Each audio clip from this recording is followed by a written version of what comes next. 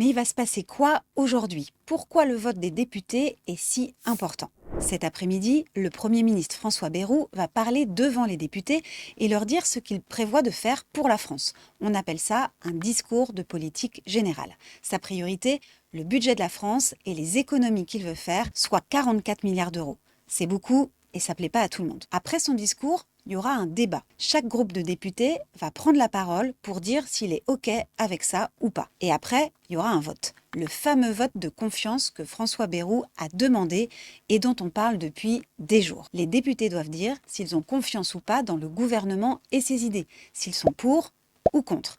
Si François Bayrou n'obtient pas une majorité de pour, il devra démissionner et son gouvernement avec lui. On aura les résultats en fin de journée, mais c'est mal parti pour le Premier ministre.